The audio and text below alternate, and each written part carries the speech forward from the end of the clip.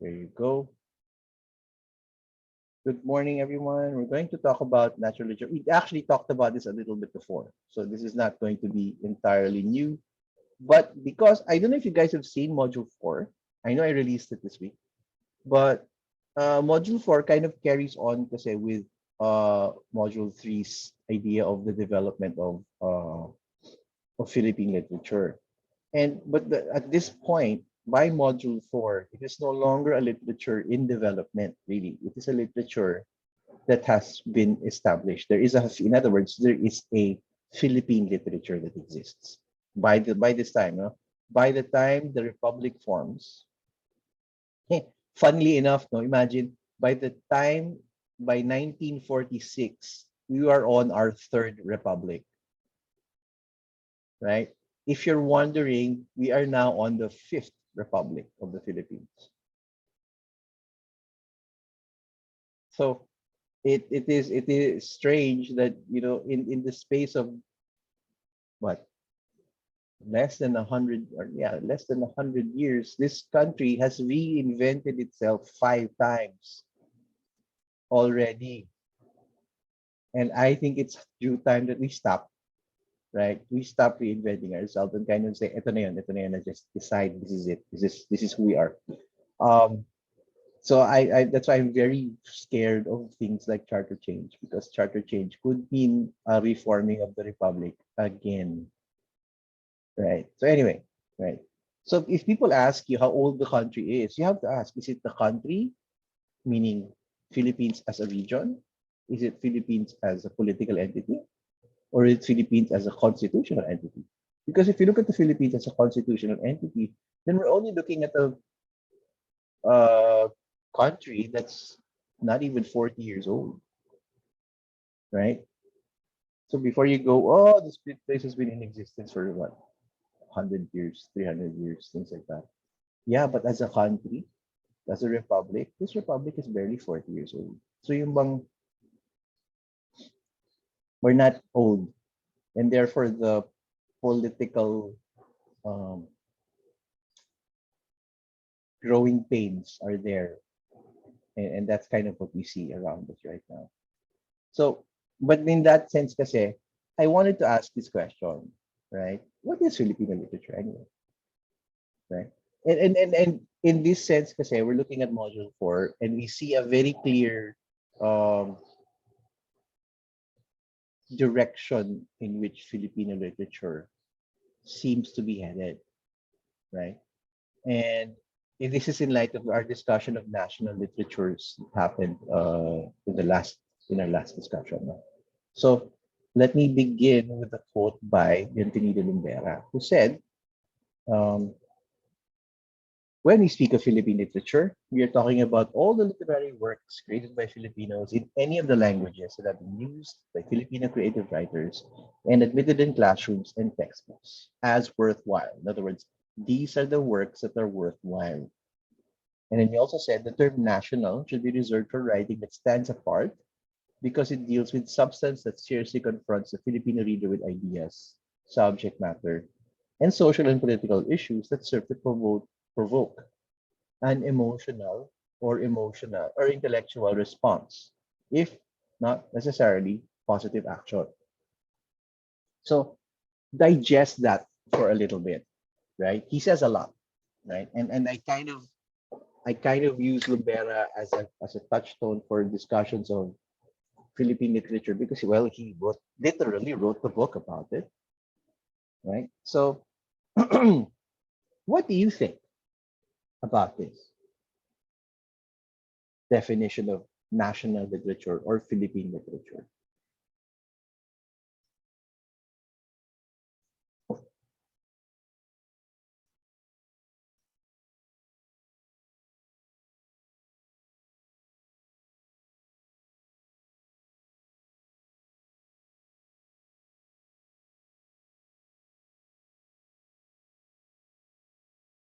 Or you can also ask questions, pala. You don't have to formulate an opinion. You can ask questions about it if you like.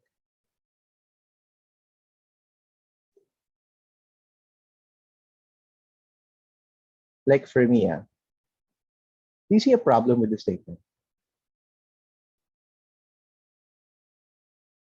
Go, Sean. Sir, I think the term national was really a bit used in a way that was more limiting towards what could be considered as national towards what is actually being in practice. Not sure if I make sense. What do you mean?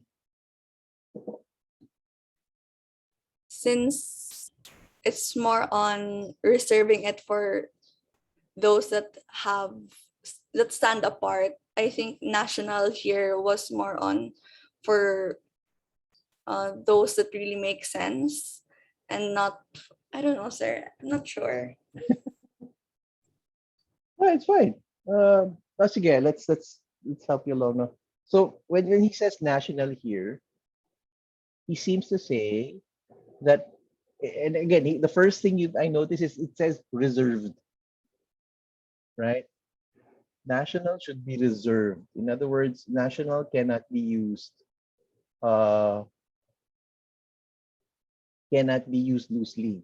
We should reserve the term. So in other words, not every work of Philippine literature is national literature, which is strange, right? So he's differentiating the idea of Philippine literature from a Philippine national literature. And he says that national should be reserved, set aside for writing that stands apart. So again, there is this idea of um, a distinction, right? And he, and okay, Santi saying worthwhile is very subjective, and he says it seems like, sir, if you don't discuss Filipino social political issues, you're not considered as national. Yes, right. They're not considered as national literature, and that seems to be where he's coming from. No, na for a Filipino work to be considered national, it must be it must have something to do with society and political issues, right? And do you see, and I've talked about this before, right? But in that definition, and from the guy who wrote the book on the Philippine literature, is it any surprise, therefore, that a lot of our Filipino works always have a social political slant, right? Because if you don't write like that, it seems like the implication is you're not quote unquote worthwhile.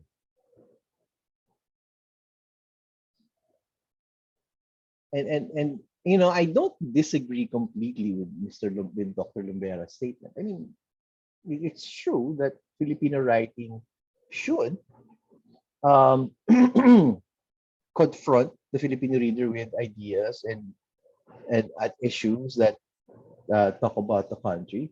But why should it be limited to that? Because and my point here is this: if we look at, let's say, uh, the literature of France, for example, French literature, and we look at Madame Bovary. Are you guys familiar with that book? Yes, no, no. Anyway, right? Or sige, Don Quixote. You're familiar with that? Yes, right? The old book, old Spanish book. Supposedly the first novel written. So, um, Don Quixote is about a dude who's delusional, right? It's about a dude who's delusional, and because he's so delusional, he attacks windmills and thinks he's a medieval knight at a time when there were no more knights around. What social political issue did that talk about? Right? So if we apply the same template or the same definition on other countries, it seems like that definition will exclude even works that we would consider as classical works. For example, William Shakespeare, Romeo and Juliet. What social political issue did Romeo and Juliet discuss? Diba? And so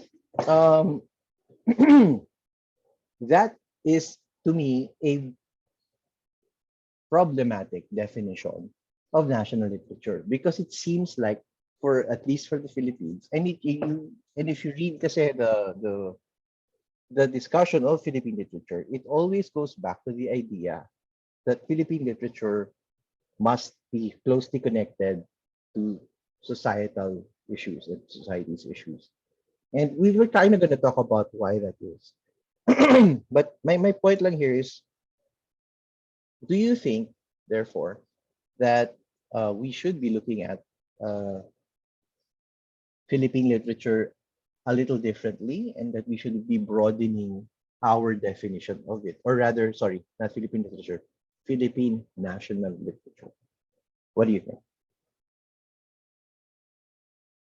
Sir, for me, Go. I agree with your point that literature has to be expanded upon. Like the scope of what we can consider national literature has to be expanded.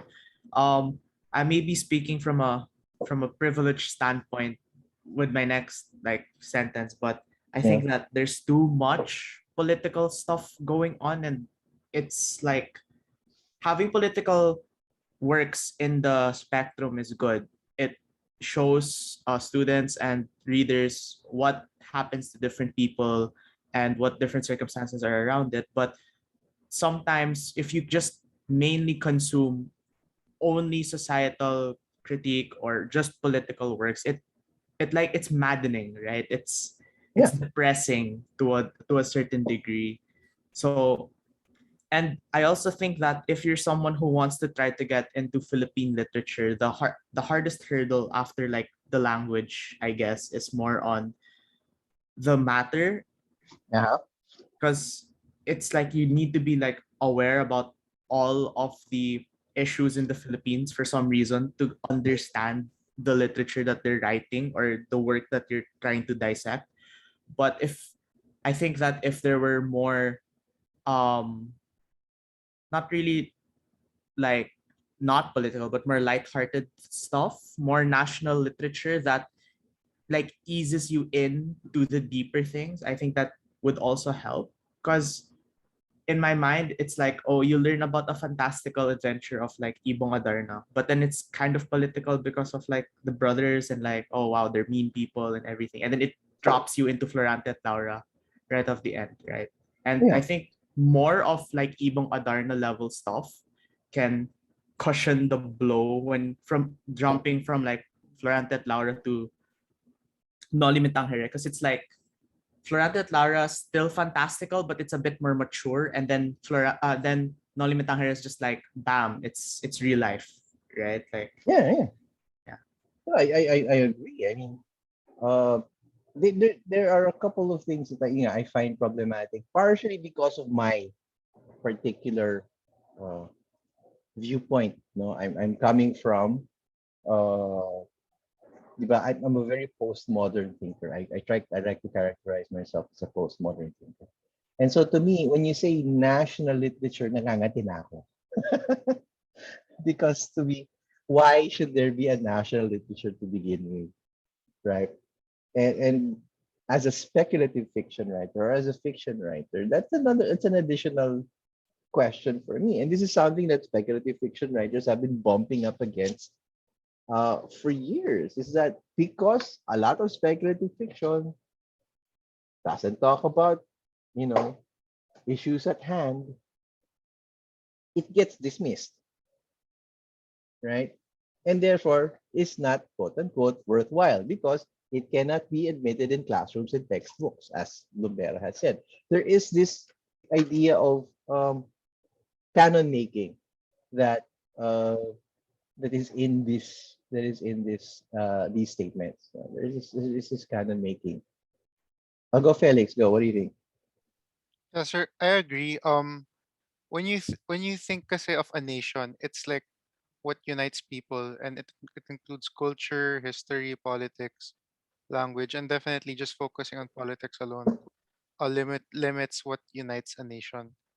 But I think Lumbera's definition also has to do with the fact with he was just trying to reflect, I guess, um the society at this time. Mhm. If I'm correct, he was born like right just right before the Commonwealth era, and Mm, Uh, he did a lot of his works actually during the martial law period also. yes. So I guess he- this his definition of natural literature was just a response, I guess, to his society. Not true. Very true. I mean, um, his research, right? His kind of life work has been trying to figure out or trace the direction of Philippine literature. But you also have to take into account, and you're very correct, that his own personal experiences have guided that research. And yeah, Lumbera was an activist, right? He was an activist. He was part of that generation that demonstrated against not just Marcos, no, even earlier, demonstrated against the government, protesting the American centric controls being imposed on the country. Uh, and so you see that in his, his eventual ideology. But my thing here is that we will examine national literature in this way, and I think it is valid, right? Because he is right that a lot of our national literature was shaped by social and political concerns.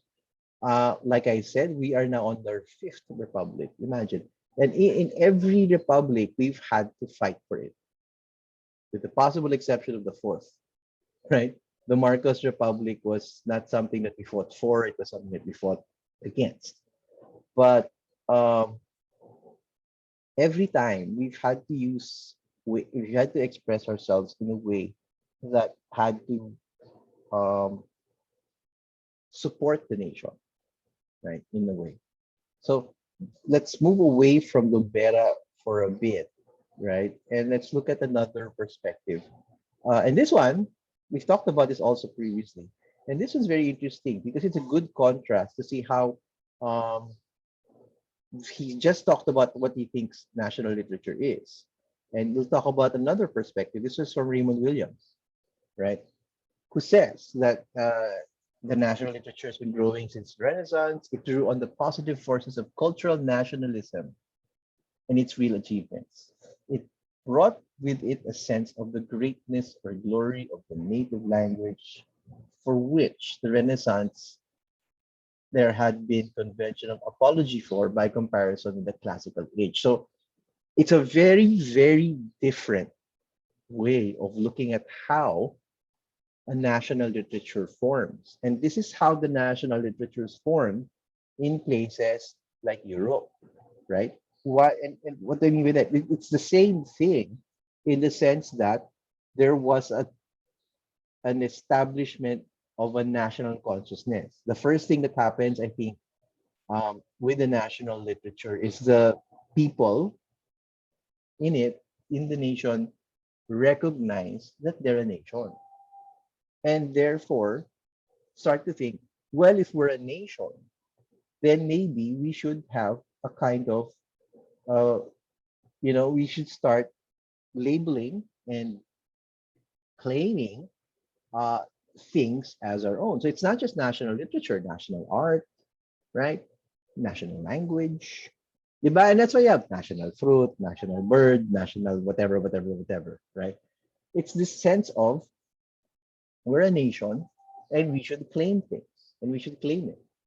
And if you notice here, instead of the idea of fighting for a nation, there is celebration of a nation that happens, right? The glory and greatness of the national language. Why is that? And the because in the Renaissance, the the important language, the language with the big L was Latin or Greek, classical languages, right? It is when you spoke Latin or Greek or read Latin or Greek or wrote Latin or Greek that you were seen as cultured, that you were seen as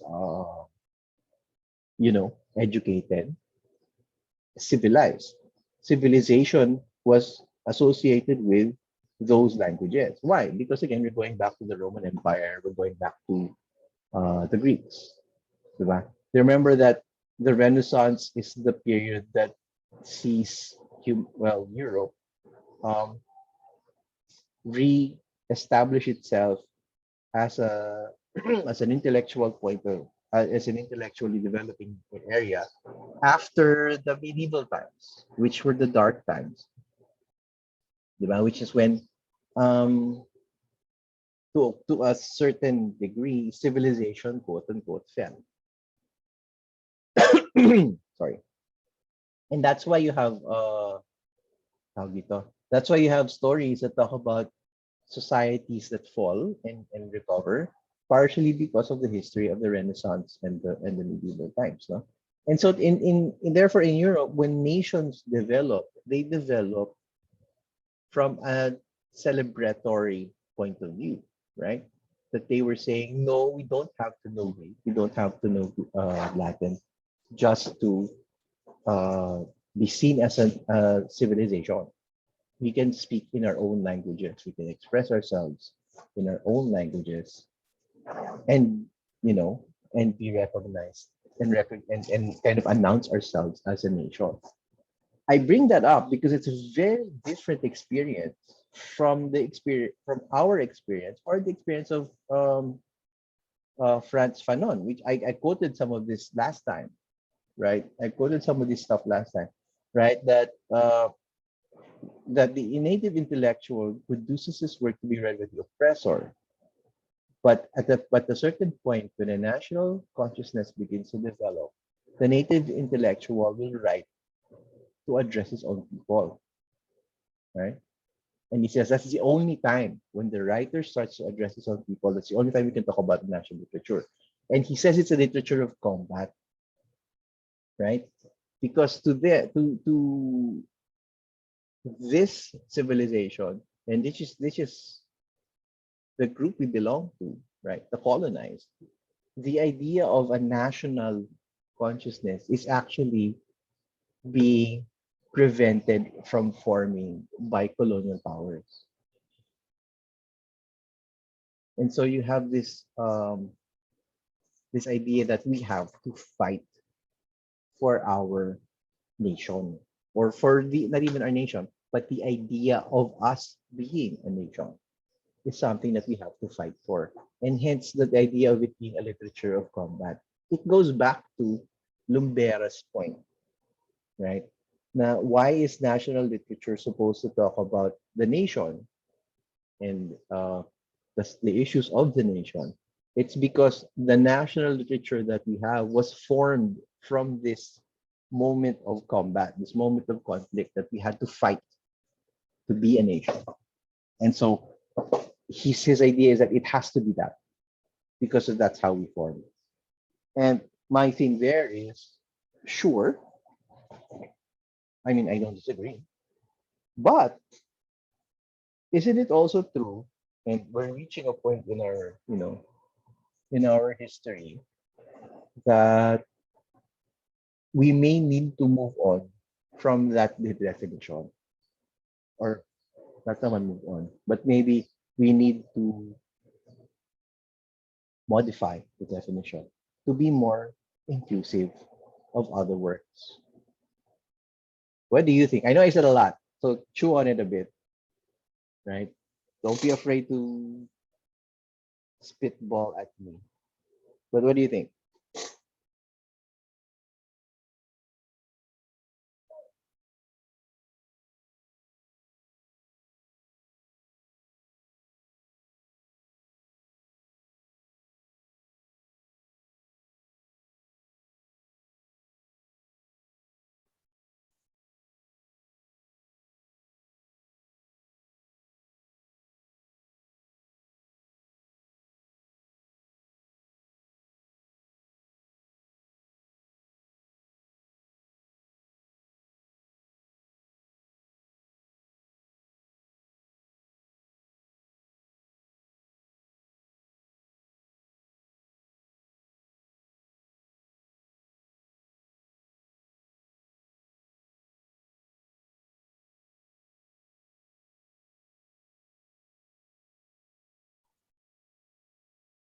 Hello, you guys okay?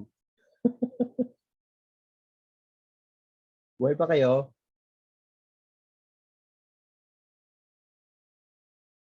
Yeah. What do you think? Right?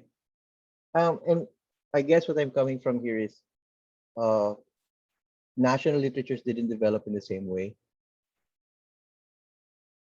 So for colonized nations, for example, the national consciousness developed um, from a moment of rebellion. It always did. India, Africa, us, Latin America. It's always been this point where the people of that region realize that we aren't subjects of this nation, whatever conquering nation it was. And there's this question of if we aren't subjects of this nation and we all belong together, then maybe we're a nation. And they kind of start writing to talk about that. Because if we look at other cultures, not just Philippines, but a good example is India. Uh, they share a lot of the sentiments that Lumbera has about national literature. Right? And it seems to be a pattern that in a lot of colonized countries, national literature is more clearly related to uh, social issues and society and politics than it is with, let's say, America. Although technically America's and also a colony, right? Or Europe, right? So my thing lang is we can't. I think for a national literature to grow, it cannot remain. Um, it cannot remain just that. And what problems do you see? Some people talked about it already, right? There's this the problem of language and the problem of matter. How many times do you want to read about a novel about the ills of society in the Philippines?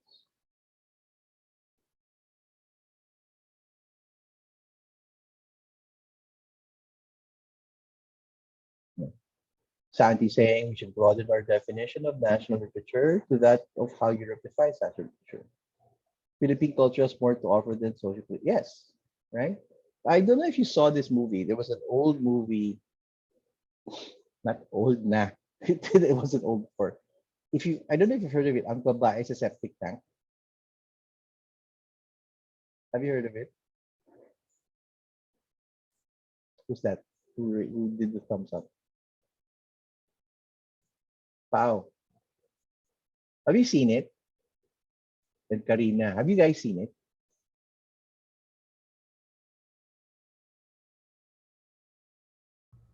I have, sir, but yeah, it was a long time ago because the first movie was kind of like few years back pa. Mm. You watch the sequel. May sequel ba siya? Yes, sir, it has a sequel. What happened in the sequel? I haven't seen it, sir. I just saw the first film. Okay, me too. I saw the first film. And I guess for Karina and Pao, you know what I'm talking about. For the rest of you, can I assume that you haven't seen it? Thumbs up or anything? Okay. So for those who haven't seen it, Ang Babae sa Septic Tank was this comedy. This is a satirical comedy. Um, starring actress Eugene Domingo, right? And what it was it was this it's kind of meta fictional in the sense, no? So it's an indie film, right? So it's indie filmmakers who want to make a festival competing film. They want to compete in a film festival. And so they wanted to do a film about the poor, right? And if I remember right, it's about a woman who lives in a septic tank, right? So that's the idea. Or no, it wasn't about a woman who lives in a septic tank. It was just about a general um, movie about the poor. Yung she it's a tragic story where the mother tries to make ends meet, but she cannot, and she has to sell one of her children to a foreigner, and for money and that stuff. So it sounds at that point, no, it sounds very cheap, very common. But remember, that we're looking at it from the point of view of the filmmakers. And so instead of us seeing that film, we see multiple versions of the same film because they're talking about how to film it. So somebody says, let's film it like a documentary. And so you see scenes of it play out as a documentary. And then it says, no, no, no, no, let's do it as a musical. And you see the same scene play out as a musical. And it says, no, no, we have to change actresses. So they do Cherry Pie Picache, they do all these actors. And so you see the same scene filmed with different actresses. And it's poking fun, right? It was actually criticizing the whole idea of why is it that Filipino films had to be about that. Why does Filipino films always have to be about the poor?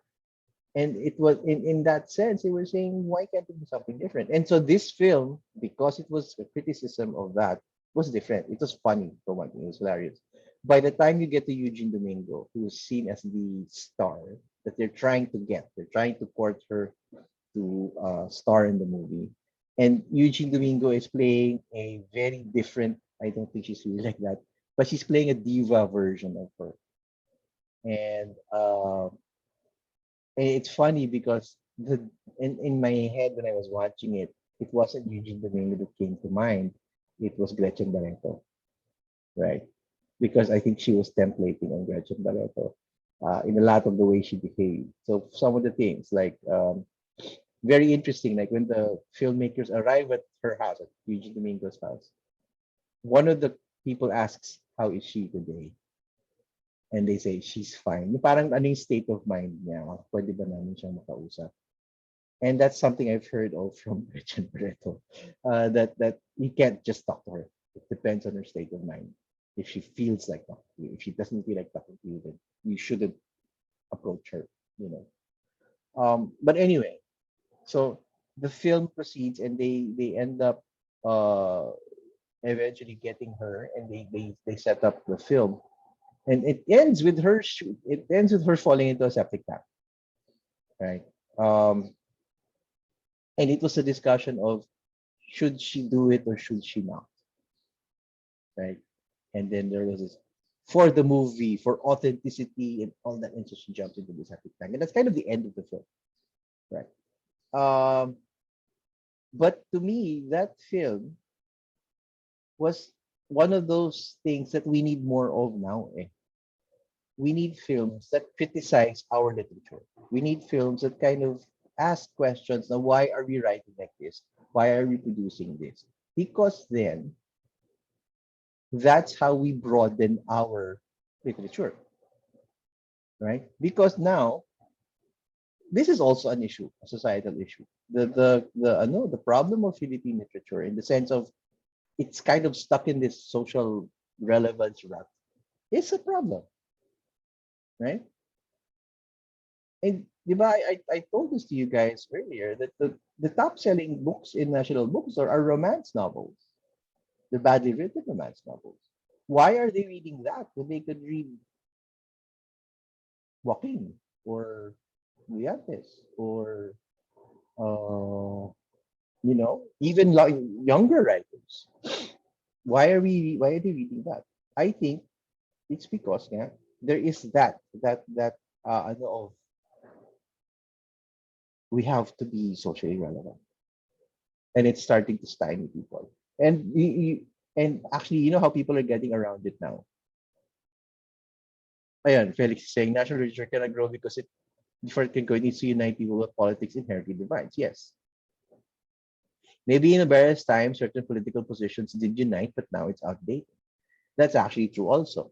I mean, um, we cannot talk about, and to me, diba, we cannot talk about the problems of society as a uniting factor, right? If you look back at what Raymond Williams was saying, to them it was their language that united national literature. We all speak the same language. We all write in the same language, and therefore let's celebrate that. That's why you have works like Madame Bovary, Don Quixote. You have works that um, are beautiful, but not necessarily in your face socially relevant. I mean, I would argue, I'm sure a lot of people disagree with it. I would argue that, let's say, Kafka, you know who Kafka is, right? Franz Kafka.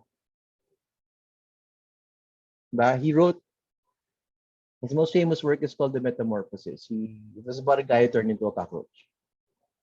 Or, okay, not cockroach, vermin. He wasn't really clear what Gregor Samsa turned into, but the general interpretation is that he turned into a kind of cockroach.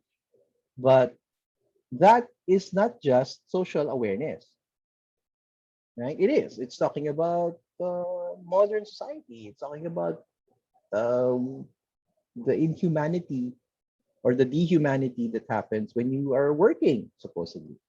Uh, but it's also a horror story. I mean, it's inherently horrific. I mean, how can it not be a horror story? Well, it's horrific, and there's also an element of tragedy to it because Gregor becomes a tragic character. So initially you're horrified and repulsed by him, and then eventually he becomes sympathetic. You feel sorry for him. But yung ganon, right? So that's something that I think we're trying to move past. And we need more work that tries that, right? Goes past the whole we have to write about society. Because if we keep writing about society or national, or we're never gonna move forward, right? Yes, third.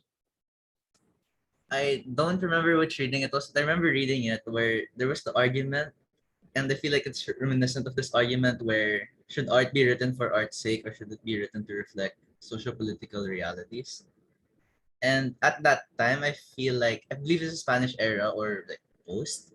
Mm. So writing for to reflect socio-political realities was really relevant.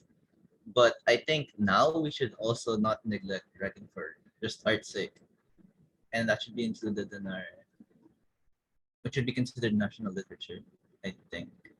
I think so. I mean, you have works now that are, I mean, like Jose Garcia Villa. We're talking about the Garcia Villa and Lopez, SP Lopez debate, right? Which is funny because it started in the 1930s and only resolved itself in the 1970s. They were fighting about that for 40 years, basically. And what won out? Obviously, if you look at Lumbera, then SP Lopez won out, right? That Garcia Villa's stand eventually became the secondary stand. And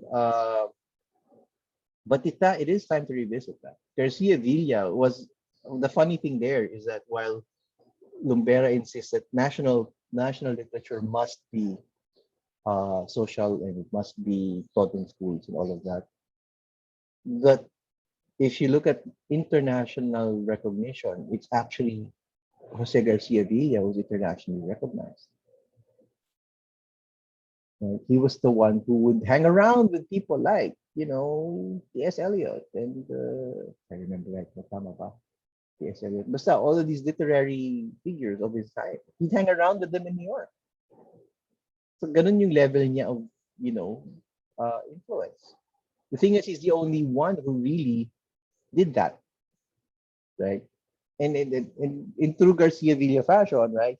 He exiled himself. He claimed to be exiled from the Philippines. Never mind, nobody really exiled him, right? And it was an exile from the Marcoses in particular, right? He lived in New York, and he claimed that he was exiled, and yet he was actually being supported by the Marcoses. May allowance siya from the Marcoses during that time. So the exile is a strange thing, right? It's more like ayaw niyang tumira sa Pilipinas and he called it an exile. Just so he sounds, more politically relevant, I guess. But yun. So I do think that that's the problem also is that when you stop being socially relevant in the Philippines, then there is the danger of getting accused of being manhid, numb, insensitive, burgis, right? And to me, parang, I think there's a way of being more expressive without necessarily falling into the whole, uh, you're too bourgeois, right, to be writing. That's a very difficult place to be, I think. But, that's where we should be. Right? And so I'll just have one more statement. What? And it's really simple. It's right. It's a statement that I'd like to get your opinion on. It's the nature of a national literature is contingent on the process which forms the nation. So, in other words, nations are formed, because of certain pressures and factors and events, and that determines how the nation decides what is national literature to it, right? And um, I don't know if you guys have opinions on this, at least state your opinions. But do you see that here? And more importantly, do you see that explains the variety of national literatures that we see around the world, because it's dependent on um, how these nations, quote unquote, uh, develop?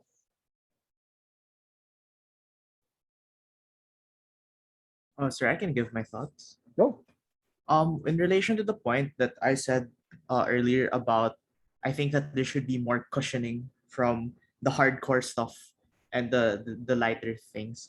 Um, it works well, I think, into this definition that it's needed in the process of which forms the nation. Because if you have, I think, as if you have too much of a political, if you have too much of like a political literature, and then you try to form a nation with based only on that political nature, then the the nation would obviously be like kind of always on edge with itself because it's political in nature. But you can't have it like all lighthearted. Then your nation won't be like as solid. I think like the balance should be there, where it doesn't take the nation doesn't take itself too seriously to the point where all the citizens are depressed and there's like uh Suicide. mass suicides, mass sad stories all around, where people just become desensitized to like Yeah. hearing different atrocities being committed. But at the same time, um like not having uh but having too much of like the lighthearted stuff kind of makes people also desensitized to or ignorant to like important issues that may affect our liberty. So I think that really just having that balance of like, oh, you have enough lighthearted things so that people don't try to off themselves when something's wrong, but actually like try to give them hope about trying to fight it. Yes. I think Yeah. my point there. Yes. And to me, I think one of the things that this definition also kind of shows is, or kind of tries to reveal, is a nation is not, it doesn't stop forming, right? Um, Even today, the country is still in the process of forming. The nation is still in the process of forming. And every nation in the world is still in the process of forming. It doesn't static, right? And because of that, um, national literature cannot also be look. Oh, by the way, speaking of which, my Facebook page is now just filling up with Lenny talk again. My Facebook groups. Yes. Um,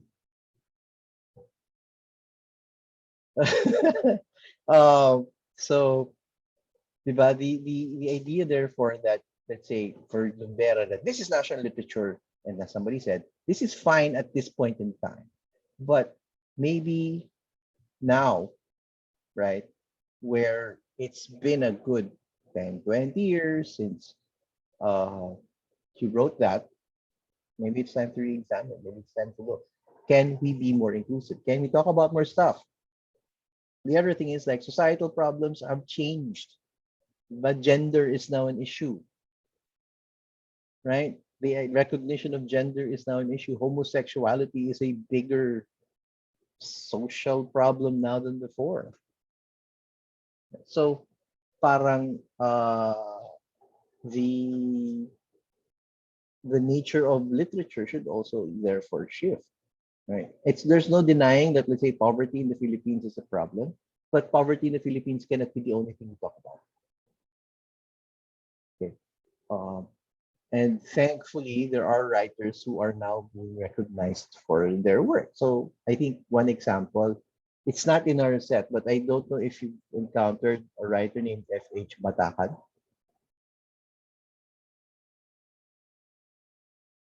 No, you should. Right. Her name is she's a writer. She's written a very famous a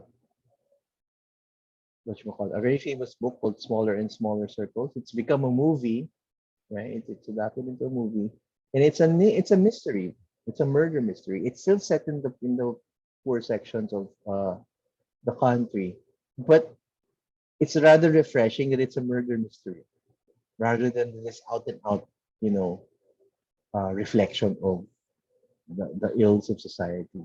Another which you guys may have heard of or seen, I hope you've seen it. It was a really good film. Was a film called On the Job. Does that ring a bell? No? Oh my God, you people, you should watch it. There's going to be a series or a sequel to it, I think, on Netflix, right? And um, I love that film. I love that film because it was one of the few Filipino films that was a thriller. It was a thriller. It was a crime thriller, and its pacing and directions. Oh, your parents watched it the other day. Did you watch it, Felix? No. JD. Oh man, I feel you know doing ads. But who said the film is so good? Sorry, Pau. Yes, that film is so good because the pacing of the film is like, a blockbuster film. It's exciting. It's exciting to watch. It's and I don't know if I told you this. Did I tell you that it's a true story?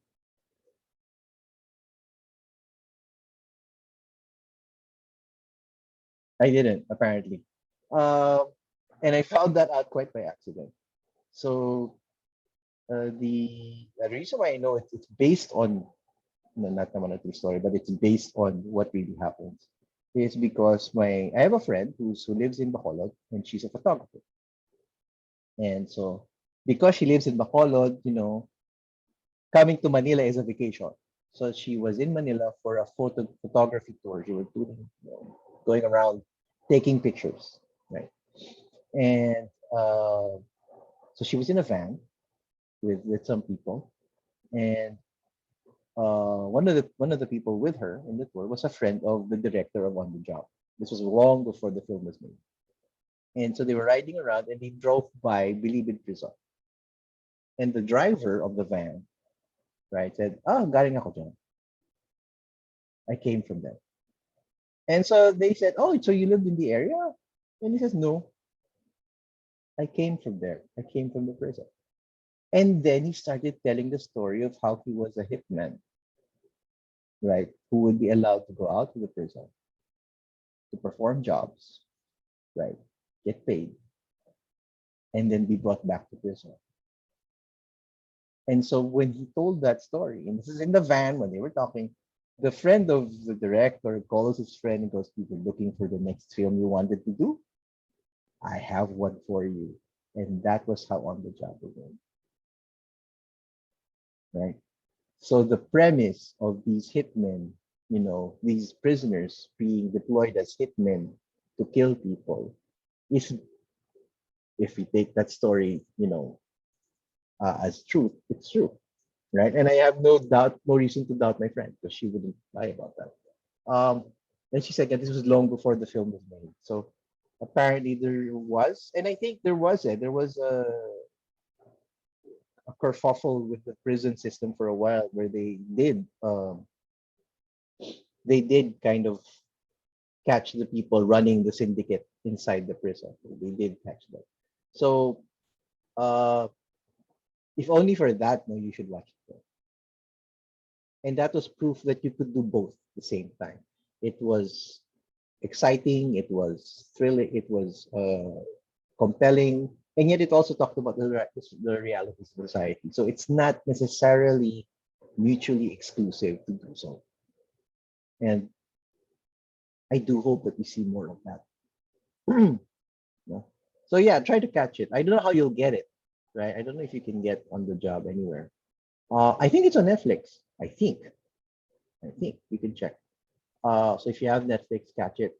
The only weird thing there really is the casting of Paolo. What's his name? Piolo Pascual. Sir, question. Yes. Is On the Job the film that got like an award? But who's that guy? Who's this guy? The one of the actors couldn't make it to like the film festival where they got it. I don't remember that. I don't remember the name of the guy, the actor. Uh who's the actor? Joel Torre? I think Not mm, John Was John Arcilla there? He wasn't there. is it not? I might be confusing it with another film then. John Arcilla was in General Luna. Right. Yes, sir. Uh, It says here HBO's Asia's On the Job from Philippines wins in Venice. you. Yes, sir. Yes. So I'm right, I think. Yeah, you're right. I just don't know who the actor is, but Yeah, I don't remember his name, sir, but he's very recognizable. Yeah. I'd say. That to me, if people wrote and directed at that caliber, and On the Job isn't perfect. There's still some pacing issues. There's that really weird thing, and I go back to it. The only problem I had with the film was Piolo Pascual because he was too cool. They were trying to make him too cool. So um, it's the Philippines, right? And Piolo Pascual is an NBI agent. The first thing I notice is, why is his hair long? Right? If you're an NBI agent, he's like shoulder length hair. Number one. Number two, he ends up driving a Range Rover Evoque. And it's like, when it just came out, it was brand new. And it's like, why would an NBI agent be driving around in a Range Rover Evoque? It's bizarre. Right? And to me, parang they just wanted to make him the cool hero guy. And it's like, yeah, but don't give him a car that you wouldn't see every day anyway. And he's an NBI agent. It's like, huh? So nakaka-discrill, nakaka-cognitive dissonance when you're watching it. Parang, alam mo, okay na sana. You gave him sana like, I don't know, a Honda Civic, something, right? Something not as obviously heroic as a Range Rover Evoque. So yeah, I don't know if Range Rover paid for it. I don't know if they actually sponsored the movie. But there. Otherwise, it was perfectly cast. Joey Marquez, who is known for comedies, was perfect here as a beat cop. Right, he was a beat cop trying to investigate what was going on, and of course, there's Joel Torre and Gerald Anderson, who were perfect also as hitmen. It was a great film all around. If you guys want to look for something to watch over the weekend, I suggest On the Job. It's a really good film. Um, and that was one of the films, aside from Ang Babae sa Septic Tank and what's another one? Si Zombadings. These are the films that told me Filipino cinema is so much better now. It's gotten so much better, and it's going to get better because we're finding a voice. We're finding a very clear voice. So there. And it's starting to move away from the idea of a national literature being just about social issues. It's also because the reflection is our social issues are changing. Imagine, it's not hard, it's not wrong to dream, but imagine if we're all middle class now. What if suddenly most of Filipinos are middle class? Can we still talk about poverty as the social issue of the day? Hindi na, right? And while it may not be around the corner. It may take a while. I don't doubt that at a certain point, the country will defeat poverty. The country will be better off, right? As long as we elect the right leaders, we go back to Lenny Robredo.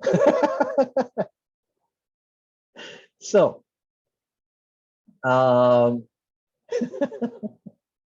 so with that, I'm going to end a little early. It's 9:11.